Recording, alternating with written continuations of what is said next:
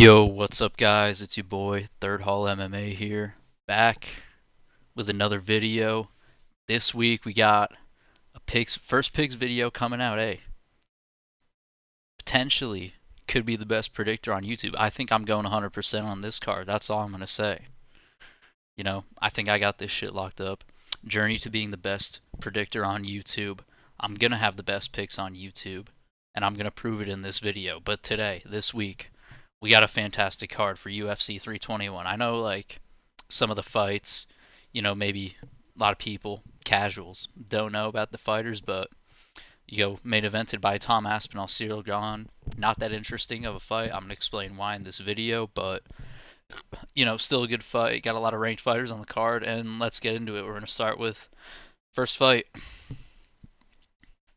Fucking no, not that one.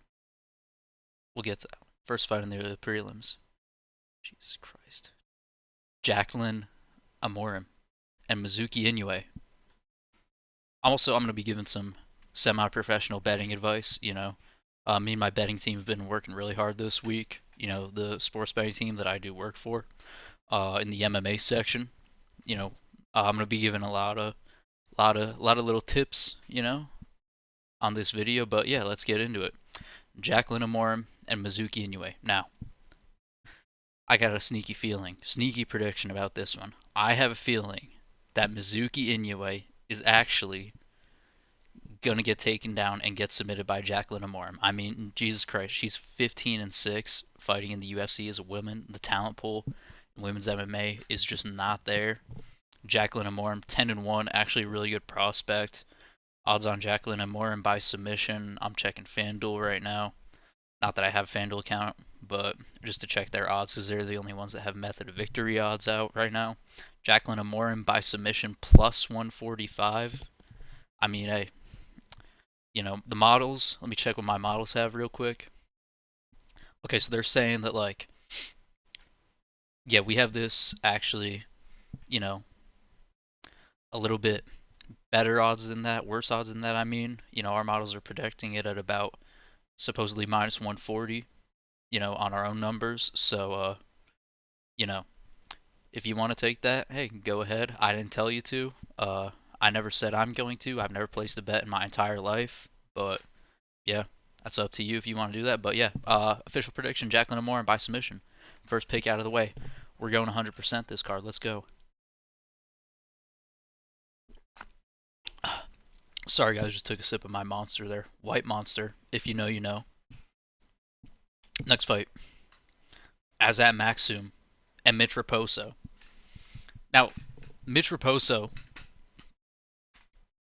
dude, he's just not UFC level. Like, am I wrong? This guy is just not UFC level. Let me go on Tapology on my phone real quick. But, dude, he's not beating anybody ever. Like, I remember he was on the Ultimate Fighter, right? The Cejudo well, I don't know, the one season he was like the first pick on the Ultimate Fighter, and they're like really trying to push him, but like he didn't even win, and they keep trying to, like, bring him in and they're forcing Mitch Raposo down our throats pretty much. New England Cartel guy. Yeah, didn't even get brought in on the Contender Series. Lost to Andre Lima, lost to Sumo Dorji, all split decisions, even though clearly lost every single one of those fights. And lost to Jake Hadley on the Contender Series. Yeah, I remember that. Jake Hadley.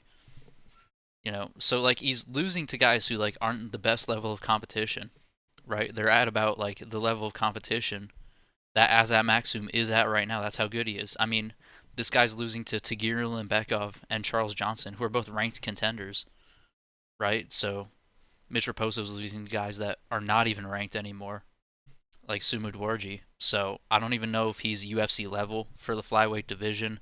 Don't know what he's doing here. Azat Maxum, I think, is a lot better than him. Uh, the odds, I think, suggest so as well. Yeah, minus 400 on FanDuel for Azat Maxum. But yeah, I'm going to go for Azat Maxum to just get a decision win here, not take too many risks. Hey, TKO, KO, if he's going to get a finish, it'll be by knockout. But I think Mitch Raposo's got a decent chin. But I think as at Maxim has decent striking. He's scrapping it out with Tagir Lumbekov, having close fight with him. So yeah, he should be good enough to get this one done. Next fight. This is the people's main event right here. Chris Barnett and Hamdi Abdelwahab. Chris Barnett coming back after his devastating injury that he sustained jumping before his fight with Kennedy Nzechukwu and injuring his knee by jumping in the air. So, big comeback fight here for Chris Barnett. Hamdi Abdelwahab, big comeback for him too after getting suspended for PEDs. This is the Blob Show right here. This really is the Blob Show. Uh, I mean, dude, I don't even know what the fuck to pick here, dude. But I'm gonna go 100%. Whatever I pick, it's gonna be right. Like I actually haven't thought about this at all. But fuck it, dude. Oh my god, bro. Like if Hamdi Abdul-Wahab wrestles though, Chris Barnett's fucked. Like what's he gonna do actually? Like is Chris Barnett actually gonna get up off bottom if he gets taken down? Like definitely not. But I think he's really I think he's athletic enough to stay on the outside and avoid like the wrestling of Hamdi Abdul-Wahab that I mean he hasn't shown it in any of his fights, but he supposedly has a wrestling background and I would assume if he gets on top, he's gonna have lots of pressure. Very good top pressure because he was an Olympian in Greco, I think. So, dude, this is a tough one. You know, I mean, he's minus 440 over Chris Barnett, dude. I, I don't know, man. I wouldn't bet anything on this fight at all ever. I have no clue what the fuck's gonna happen. I'll go with Hamdi Abdel-Wahab because Chris Barnett's just 5'9" heavyweight, dude. Come on. I'll go with Hamdi Abdel-Wahab to get it done. By what? Who the fuck knows, bro? It's a heavyweight blob fest. Who cares? This one.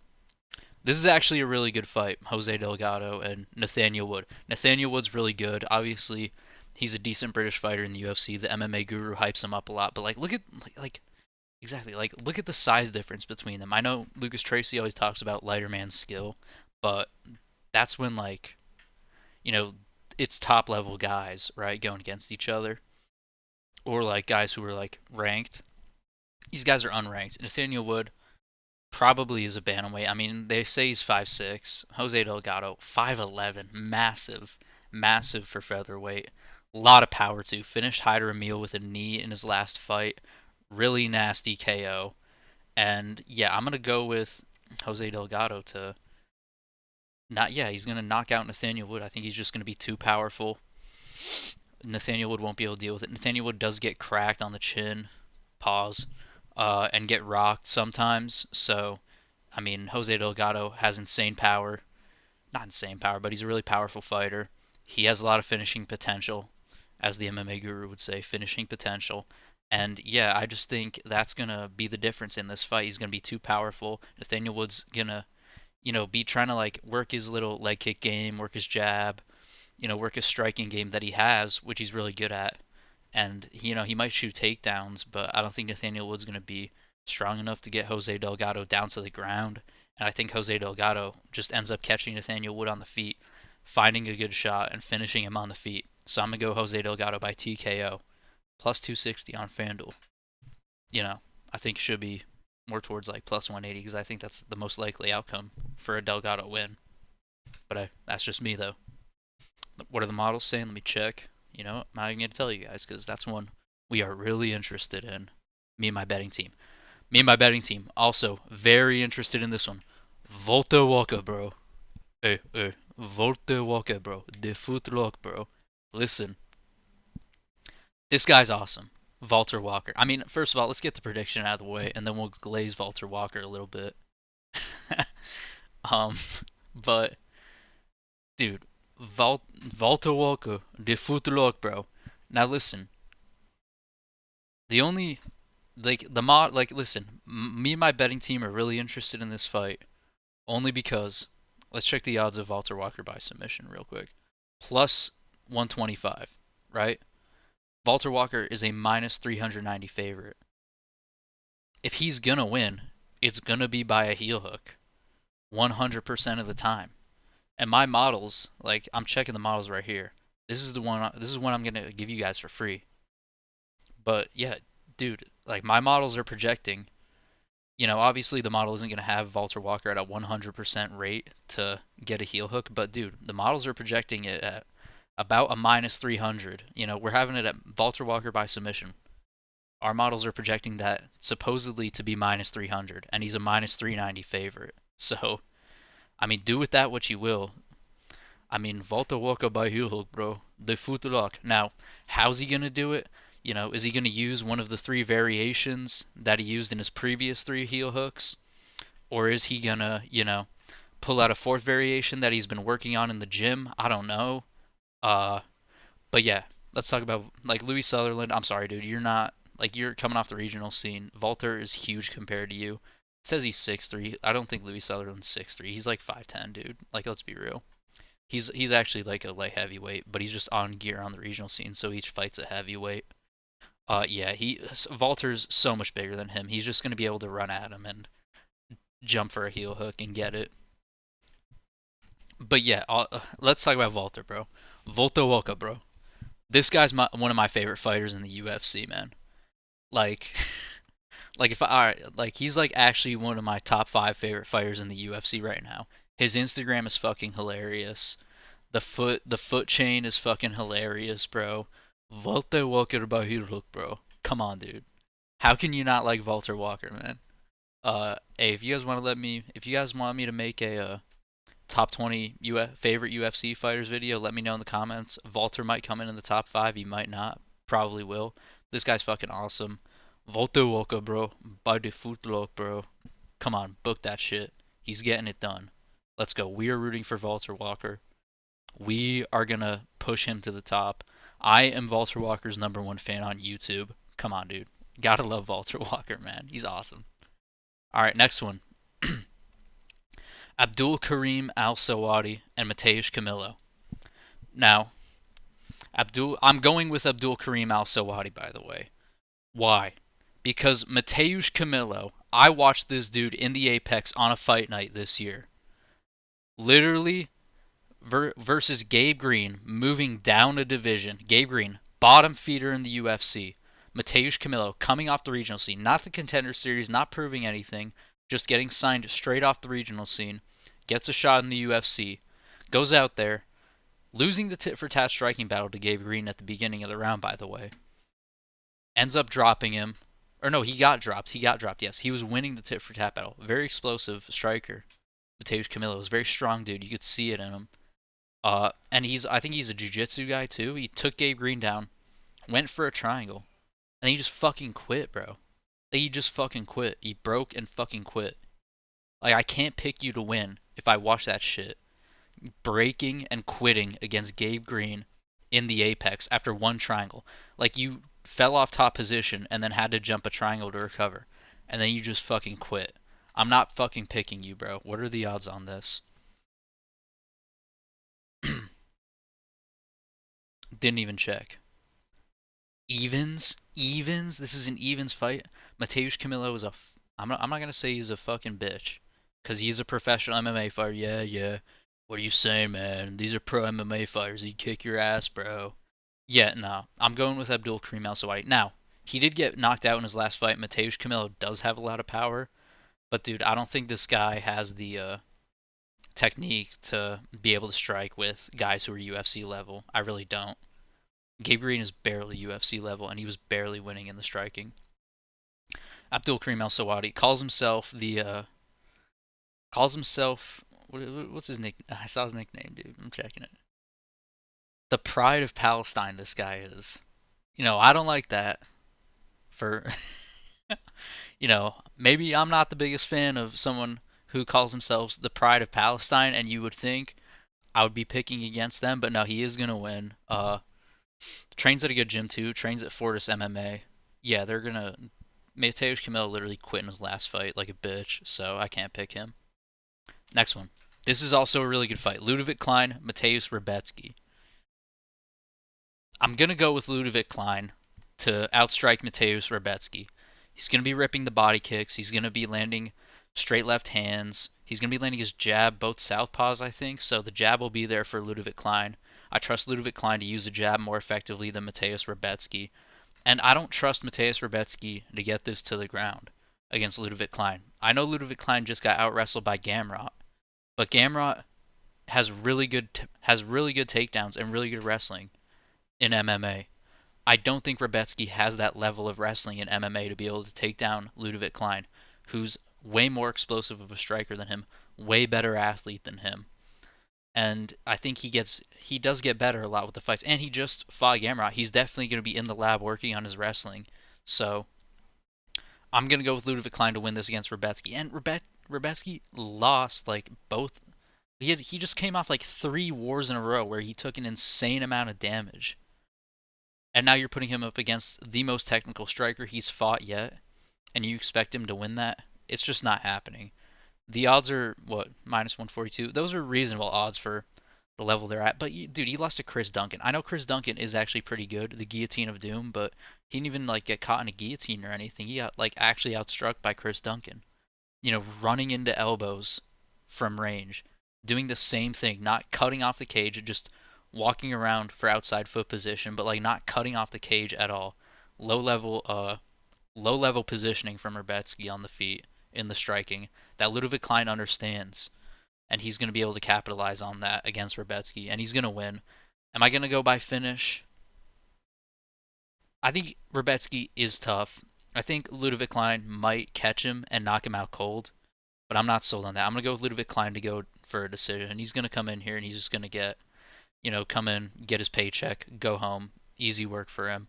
Rebecki's not going to have the footwork to be able to make it a war with him. So, yeah, that's my prediction for this. Minus 142, plus 112. Betting advice. Ludovic Klein by points, plus 210. I think he should low-key be a little bit of a bigger favorite over Rebecki. Maybe a minus 180 would suit him more, because Rebecki did take a lot of damage. I don't know if the odds are taking that into account. So yeah, I'm going to go with Ludovic Klein in that one. Bet on him if you want. My models are having, the models, my betting group. I don't know, we might fade that, but I'll let you guys know, maybe on Twitter or something that I don't have on my Twitter. um, Ikram Alaskarov and Jun Young Park. I'm gonna go with Ikram Alaskarov, not just because he's Dagestani and I'm a casual for picking. Bro, you're just picking the Dagestanis, man. He's minus 260 favorite over Jun Young Park. Jun Young Park, he's not a bad fighter. Jun Young Park, he isn't. He really isn't. But Ikram Alaskarov, he's getting better every single fight, right? He is kind of a prospect. He's younger, I think, than Jun Young Park. Jun Young Park's 34. Ikram, okay, 32. But he's coming off a win against Muniz. Knocked out Worley Alves. Whitaker, the Whitaker fight was, he just got shown levels by Whitaker. But Jun Young Park, isn't going to show him levels on the feet, right? And I think Ikram, if you want to beat him, he's going to have to be shown levels on the feet. He's also larger, and I see this a lot with the Dagestanis, guys coming from a Songbo background. They're really good. Like, you could see it in Ikram's game too. He's really good footwork. He's going to float around on the outside, and being the bigger guy in the cage, he's going to be able to use that to his advantage. So I think he's going to go tit for tat with Jun Young Park on the feet. Maybe finds a shot, gets a finish, but yeah, I'm going to go with Ikram Alaskarov. Maybe he runs the grappling game on Jun Young Park too, but I think Jun Young Park's got pretty decent grappling, so yeah, I'm going to go with Ikram Alaskarov to win by decision or knockout, whichever one you want. Let's check the method of victories. Yeah, they're around the same on the FanDuel, so pick whichever one you want. Doesn't matter. Ikram gets it done. Quillan Salkild and Nasrat Haqparast. This is a tough one to pick because Quillan Salkild, it's just a question of, does he have the ability to run his takedown game on Nasrat? And I've seen before Dan Hooker run a takedown game on Nasrat. So actually, I'm gonna go with Quillan Salkild. I know the Dan Hooker fight was like years ago, but Quillan Salkild is a prospect. He's gonna be improving at a more rapid pace. He didn't start training till later on. So he's going to be improving more rapidly. He just had a very good win against Yanal Ashmouz last fight, running the grappling game. I know Nasrat's really good on the feet. If it stays on the feet, I'm sure Nasrat will be too technical for him because he is really good striking. He beat Esteban Ribovic in a striking battle where he was out voluming him, out damaging him on the feet. Even though I did think Ribovic won, Nasrat did show that he has the ability to play that game. So, I mean, if it stays on the feet, I would assume Nasrat is going to be landing the straight left on Salkild, pulling him into the straight left. But if Quillen stays patient on the feet, is able to pressure effectively, be very patient with this pressure, not getting pulled into shots by Nasrat, because that's Nasrat's game, right? He's going to pull you into shots, and because of the opposite stance, he's going to be able to line up a straight left hand. If Quillen recognizes that and doesn't allow it, I trust him to be strong enough because he is a very strong fighter and has really good takedowns. I think he has really good takedowns, so I trust him to be strong enough with the takedowns and the grappling to be able to run a grappling game on Nasrat. Maybe not get the submission because I do know Nasrat is probably going to be preparing for a grappling contest, so he is going to be working on his submission defense. But I am going to go with Quillen to run a grappling game on Nasrat and probably get a decision win. You'll probably be seeing him, going for back takes in this fight. Nasrat being in turtle position in a wrestling base, working up against the cage. And Quillen, I think he's going to be taller and longer, so he's going to be able to control Nasrat around the cage. So I'm going to go with Quillen Salkill to win this fight. Now we get onto the main card. Now this one. The densest man in the UFC, Azamat Mirzakhanov. Big step up in competition for him against Alexander Rakic. Rakic, we know what he does. Technical on the feet, not the most powerful on the feet, but quick, fast, very good low kicks. And Azamat, we know him, Combat Sambo world champion, very powerful striker, very powerful with those Soviet-style boxing hooks that he throws, and very, very light on his feet on the outside. And I, and Rakic, huge, huge guy by the way, probably the biggest light heavyweight besides Alex Pereira. Like this guy's fucking massive. He's like 235 pounds or something, like insane. But the thing about like Rakic is that like okay, opposite stance fight. That's the biggest thing for me. This is opposite stance. Rakic primarily stands orthodox. Mirzakhanov, we know he's a southpaw. And so my question is like the deciding factor is can Rakic get the low kick game going on Azamat? And he has really powerful low kicks, but does he have does he have technical enough low kicks? And is Azamat going to be prepared for them? Because I saw Azamat's fight with Dustin Jacoby, and he was getting chewed up a little bit with the low kicks by Dustin Jacoby. But I do really think Dustin Jacoby's really crafty with low kicks and how he lands calf kicks. And I'm not sure Rakic is going to have that level of craftiness, per se, to land the low kicks clean on Azamat.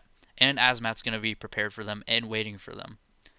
And I know we saw Rakic versus Ankalaev, right? Similar thing, Sambo style, except Azamat is way more dangerous. He throws bombs, dude. And Rakic, he gets scared of when people throw bombs. You know what I mean? He was scared of Ankalaev in that fight. Uh, he was backing up. He was having trouble with the opposite stance. Once Ankalaev started finding his left hand, he was able to start scoring out on Rakic, and Rakic got a little too tentative because he didn't want to get hit with the left hand. And I think Azamat, a guy who throws bombs like that, is going to be quicker in and out of distance than Ankalaev.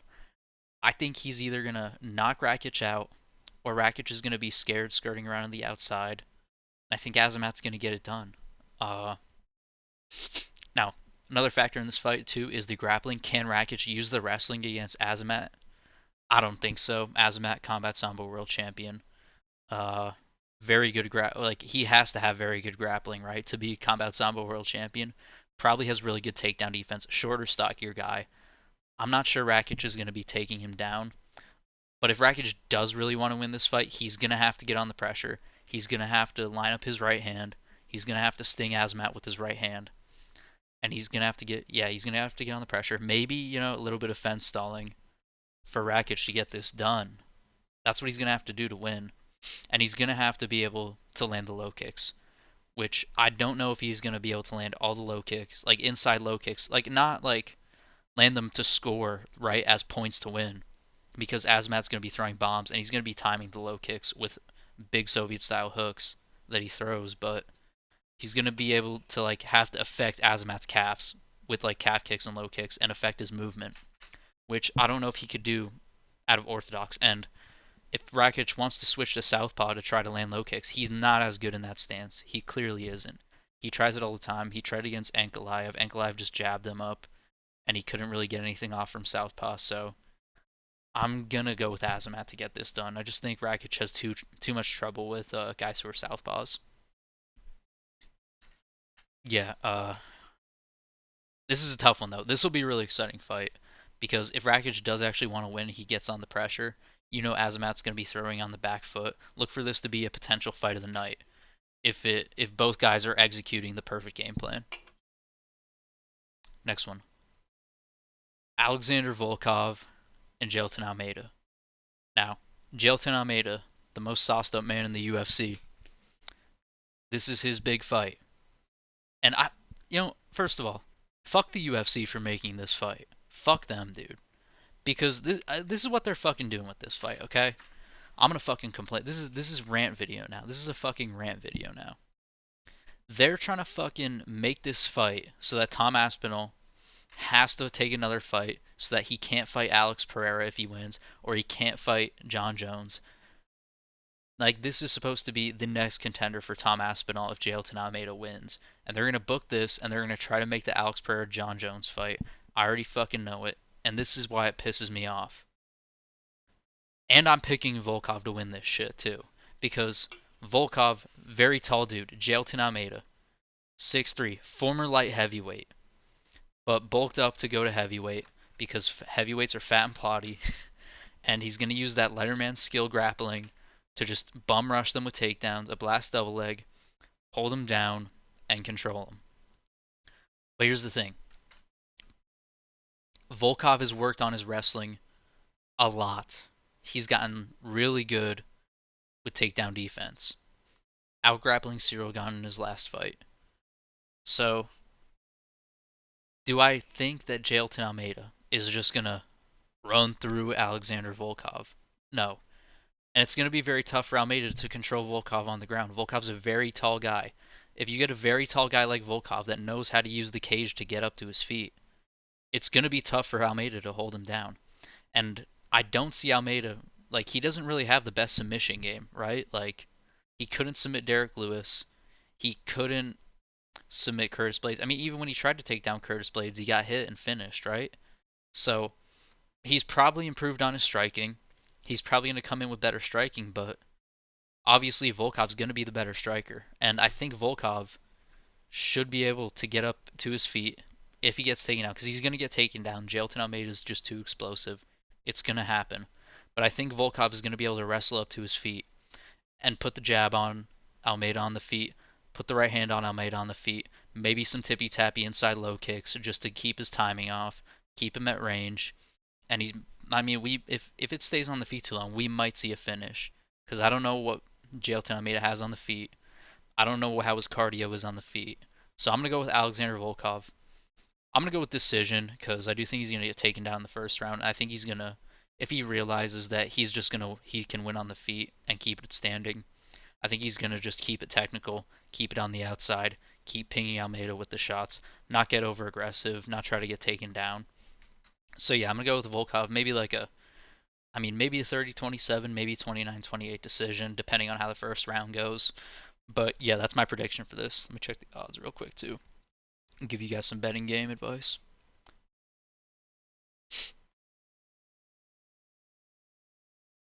What do we got here? Almeida minus 215 favorite. I'm picking Volkov's the underdog. I mean, I get fucking see it on my screen too. I don't know why I'm checking my phone, but method of victory: Volkov by points plus 650. I mean, what are my models saying? Let me check real quick.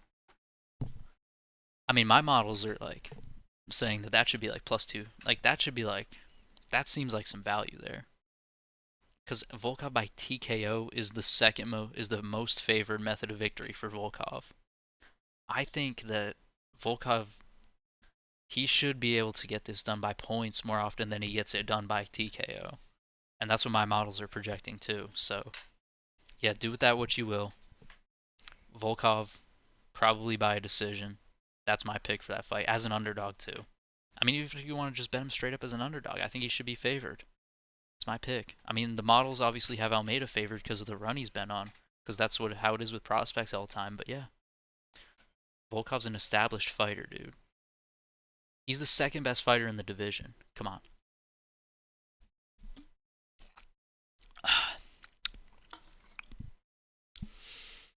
This one. I mean, come on, guys. We know how this is gonna fucking go, dude. Like, do I even have to make a prediction for this? Like, what do you want me to fucking say? Do you want me to say? You want me to act like a real hardcore fan? Be like, dude, I don't know, man. Bautista, man, everyone hates him, but like, I think he's pretty good. Like, we're gonna hear Anik on commentary being like saying some shit defending Mario Bautista. Now, I know not the most exciting fights, but and then Rogan's be like, yeah, but his last fight with Patchy Mix was really good. That's my Rogan impression. Don't it's really bad, but yeah, Joe Rogan's gonna say some bullshit like his last fight with Patchy Mix was really good, even though Patchy Mix was still landing a jab on him. Patchy Mix was kind of jabbing this guy up a bit. I mean, come on, dude. And the fight with Jose Aldo, he clearly got outstruck. Like, that's the thing with this dude, is that it's not that he beat Jose Aldo by holding him against the cage. It's that he should have lost the decision, and he refuses to acknowledge that, like, it was a close fight and that he should have lost the decision, potentially. He just acts like, dude, I was just doing what I had to do to win. Like, but did you even win, though? Like, he never answers that. So fuck this guy. I don't like him. Uh, but I don't like Umar Nurmagomedov either. For not because you know because the Dagestanis, the fan base, man. It's the fan base, man. It's not even the fighters, it's the fan base. Even though, like, he loses to fucking Bilal. I mean, fuck Bilal. Jesus Christ, I'm cooked. Loses to Marab. Complains about his broken hand, dude. They had like a fucking, they had like a post. They had like the Dagestanis, bro. Like Islam, bro. They had like a post-fight cope session, pretty much, right, where they were coming up with all the excuses, assuring the fan base, brother, this not loss. He's hand broken, brother. We be back. You know what I mean? Just to assure the fan base, and then all the Abduls on Twitter are gonna or on Instagram are gonna be in the comments saying, but Umar was injured. But Umar was injured. Like, Umar's gonna win this fight. By the way, I didn't even break down the fight at all. But Umar's gonna win this fight. He's going to be flicking the kicks at range. He's going to be jabbing up Mario Bautista. He's going to be landing the straight right hand. If he wants to run the grappling game, he can easily probably take down Mario Bautista with the fence wrestling, with the fence control, potentially get a rear naked choke submission, potentially take his back. Because Mario Bautista definitely doesn't have really high level. He doesn't have the high level jiu-jitsu game that you need to defend the grappling against a guy like Umar. So I'm going to go with Umar Nurmagomedov. Don't bet the money line. Minus 625 is crazy. I mean, is it even crazy odds, though? Like, those might be correct, right?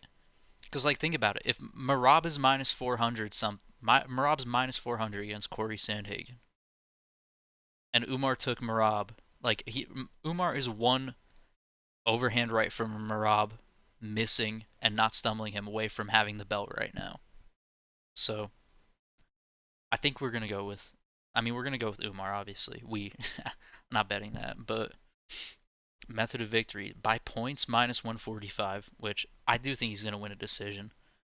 Like, again, only minus 145 for him to win by points. Its submission is plus 420.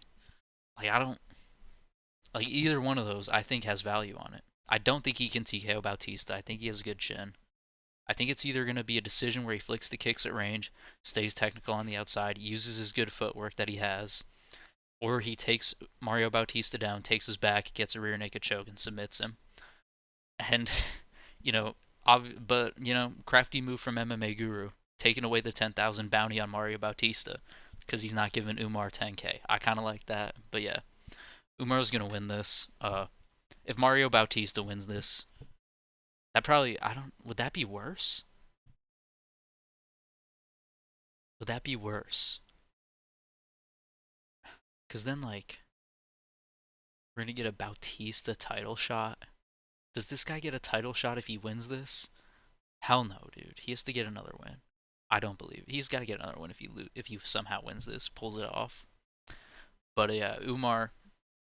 If Umar wins, he doesn't get a fucking title shot. You got to go on a win streak. You fucking this guy ducked Peter Yan to fight Mario Bautista. By the way, this is how they are, the Dagestanis, bro. This guy literally ducked Peter Yan to fight Mario Bautista. He ducked Peter Yan. That's why Peter Yan's getting a title shot against Marab now. I don't like either of these dudes. I guess I'd rather see Umar win because he is a better fighter, and I would like to see the better fighters stay at the top of the division. I mean, we already got Ayman Zahabi in the top 10. We don't need Mario Bautista in the top 10. Yeah, this one, Raul Rosas. Oh, sorry, Raul Rosas Jr. and Mackenzie Dern. I don't know why this is saying. Nah, I'm kidding. Nah, it's Verna Jandaroba, but I was I genuinely was confused. I genuinely thought it was Raul Rosas Jr. I did not read the name on the screen. I genuinely thought that this was Raul Rosas Jr. fighting Mackenzie Dern, and I genuinely was about to be going on a rant questioning why they sanctioned a man versus a woman in an MMA fight. But no, this is a woman for the strawweight title because Zhang Weili vacated, so they just give Mackenzie Dern the title shot because she pulls her tits out, pulls her ass out. Like, let's be real, she pulls her tits out, pulls her ass out on the Instagram, gets all the fucking weirdos hyped up for her to fight. You know what I mean? MMA Joey's fans, all of MMA Joey's fans are probably in the comment section. Let's go Mackenzie Dern. You know what I mean? Fuck MMA Joey, by the way. Dude's a weirdo. But I think Verna Jandaroba is going to win. I think her jiu-jitsu is better. Her grappling's better. She's going to take Mackenzie Dern down and probably submit her. Underdog, Verna as an underdog, I would just, yeah, my models are having Verna straight money line. Like, my models are off, my models are going off right now. Like, my group is texting me like, "Yo, are you seeing this?" Like, yes, I'm seeing it. We should be hitting all the sports books, putting in Verna Jandaroba, betting it all the way up until she's like minus 150 because we have her at a minus 180 on the models. So, if you see the closing line on Verna, go all the way up to like a minus 180. Don't. Hey, wasn't me, but yeah, Verna's gonna win this. I think by submission. Like Mackenzie Dern she doesn't even have good enough striking to outstrike Verna. That's the thing. I'm done breaking down women's MMA. Whoever wins this, good, they get the belt. If Zhang Weili loses, they're just gonna lose to her anyway. But yeah, whatever. Co-main event, by the way. This one. Let's break this one down. Cyril Gahn, very technical striker, floating around on the outside, inside low kicks. I mean, did you see the crescent kick he landed on Volkov 3 years ago? I mean, did you see the wheel kick that he landed on Ngannou? I mean, did you see the heel hook he pulled on Ngannou? I mean, he was disrupting John Jones's timing with those low kicks. I'm really worried for Tom Aspinall. I just think Cyril Gahn got a chance, man. Like, dude, Cyril Gahn, he just has a chance, man. Don't be surprised if he wins, man. He's got a chance. Nah, I'm fucking kidding. Tom Aspinall is gonna make Cyril Gahn his bitch. Like, come on, dude. Tom Aspinall is actually faster than him, by the way, on the feet. Like, everyone's talking about Cyril's footwork. Tom Aspinall is faster than Cyril Gahn. Like, he's genuinely faster than Cyril Gahn. He's gonna fucking make Cyril Gahn his bitch. That's my prediction. Tom Aspinall by making Cyril Gahn his fucking bitch. He's gonna bitch him. He's either gonna starch him with a big right hand in the first round, or he's gonna run across the cage, back Cyril Gahn up, double leg him, take him down against the cage, and put him into like a heavyweight type of submission or a rear naked. Because Cyril Gahn isn't gonna wrestle up either. He's gonna play guard. He laid on his back against Alexander Volkov in his last fight. If Tom Aspinall decides to take him down, he's literally just gonna like arm triangle him. It'll be an arm triangle. Like like it will be an arm triangle in a championship fight. Like that's what's gonna happen. Tom Aspinall's gonna bitch Cyril Gahn. But like, dude, the fake hardcore. Only people picking Cyril Gahn are the real hardcore fans, man. The real hardcore fans. The real X's and O's, man. Like the X's and O's are Tom Aspinall's been training since he's 8 years old and is a jiu-jitsu phenom and has great takedowns for MMA. And Cyril Gahn has zero grappling defense for MMA. Like I don't understand why people think Cyril Gahn will win. If he gets taken down, he's just gonna get submitted, and it will look really easy. So like if you're gonna bet, just bet on Tom Aspinall by submission. Don't even bet on him by knockout. Just bet on him by submission, because yeah, Tom Aspinall by knockout on FanDuel I'm seeing -110. Just bet on Tom Aspinall by submission if you're gonna bet anything on this fight. But yeah, that's gonna do it for the predict. But like also, let's. But like here's the thing: if Tom Aspinall wins this fight, I want to see Tom Aspinall versus Alex Pereira. I don't care. Fuck John Jones. Like this guy made John Jones run away from the sport that he's the greatest of all time in. Imagine like he made the greatest fighter of all time run away from the sport and start playing Diddy games with Hasbullah. That's how good Tom Aspinall is. He made the greatest fighter of all time run away from the sport to play Diddy games with Hasbullah and go fuck on ladyboys in Thailand all the time. Like that's what this guy did. And you think Cyril Gahn's gonna beat him? Cyril Gahn, who literally lost his last fight to Volkov. I don't care what the scorecards say from the judges. They're retarded and don't know what they're watching. Cyril Gahn is going to lose this fight. And if he does somehow win, how the fuck would he even win?